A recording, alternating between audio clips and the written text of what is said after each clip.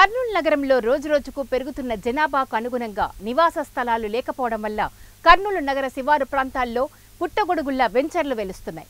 మధ్యతరగతి ప్రజల అవసరాలను తమ ఆదాయ వనరులుగా మలుచుకొని రియల్టర్లు మోసాలకు తెరలేపారు.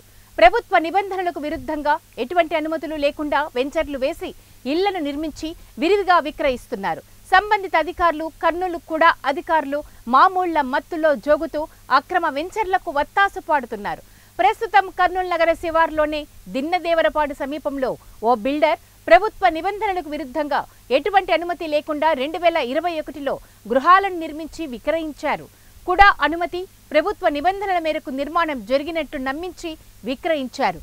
అయితే అక్కడ ఎటువంటి డ్రైనేజ్, త్రాగునీరు, రోడ్లు తదితర ఎటువంటి వసతులు లేక తీవ్ర ఇబ్బందులకు గురవుతున్నామని స్థానికులు పేర్కొంటున్నారు. ప్రస్తుతం అక్కడ నివాసం ఉంటున్న ఓ వ్యక్తి మాట్లాడుతూ నిబంధనల మేరకు అనుమతులు ఉన్నాయని నమ్మించి తమకు విక్రయించారని, అయితే ఎటువంటి కనీస సౌకర్యాలు లేక తీవ్ర ఇబ్బందులకు గురవుతున్నామని వేదన చెందారు. బిల్డర్లు పట్టించుకోవడం లేదని, కూడా అధికారులకు పలుమార్లు ఫిర్యాదు చేసినా నిర్లక్ష్యంగా వ్యవహరిస్తున్నారని వాపోతున్నారు. నీరు, రోడ్డు, డ్రైనేజీ వ్యవస్థ లేక తీవ్ర ఇబ్బందులకు గురవుతున్నామని అన్నారు. ఇప్పటికైనా సంబంధిత అధికారులు స్పందించి తమకు న్యాయం చేయాలని స్థానికులు కోరుతున్నారు. ఇక్కడ నచ్చు వెంకటేశ్వర గ్రూప్ ఆఫ్ హౌసింగ్లో నేను ఒక ఇల్లు కొనుక్కున్నాను. దిన్నదేవరపాడు దగ్గర కూడా పర్మిషన్ ఉందని చెప్పేసి మాకు అమ్మినారు.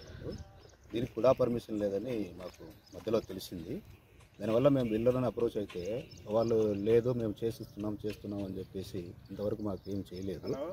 వాటర్ లేదు, దీనికి కాంపౌండ్ లేదు, తర్వాత డ్రైనేజీ సిస్టము ఏది లేదు. ఇక్కడ 5-6 ఫ్యామిలీస్ అయితే ఉన్నాయి. ఇక్కడ ప్రజెంట్గా మేము ఉన్నాయి, చాలా ఇబ్బంది పడుతున్నాయి. ఇక్కడ అన్ని ఆంగిక సంక్షేపాలు, తర్వాత ఇక్కడ దొంగతనాలకు నిలయంగా మారింది.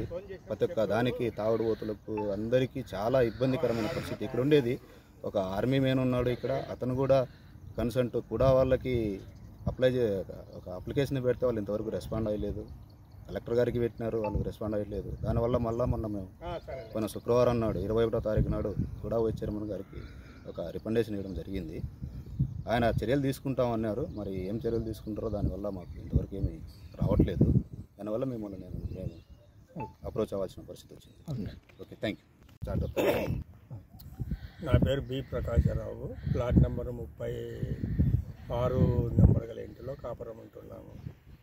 మరి మేము 2021 మార్చిలో ఇక్కడ చేరినాము. దాదాపు 2.5 సంవత్సరాలుగా వస్తుంది. మరి మాకు అన్ని సౌకర్యాలు కల్పిస్తాము. రోడ్లు, కాలువలు, కాంపౌండు, తర్వాత అన్ని వసతులు, మంచినీటి సౌకర్యం, ముఖ్యంగా మంచినీటి సౌకర్యం కల్పిస్తామని అన్ని వసతులు, అన్ని అప్రూవల్ ఉన్నాయి. లేఅవుట్, ఆ తర్వాత కూడా అప్రూవల్, అన్ని అప్రూవల్ ఉన్నాయని చెప్పడం జరిగింది. మళ్ళీ ఆ మేరకు మేము రిజిస్టర్ కూడా చేసుకున్నాము, కాపురం కూడా చేస్తున్నాము. ఇక్కడ వసతులు చూస్తే చాలా ఘోరంగా ఉన్నాయి.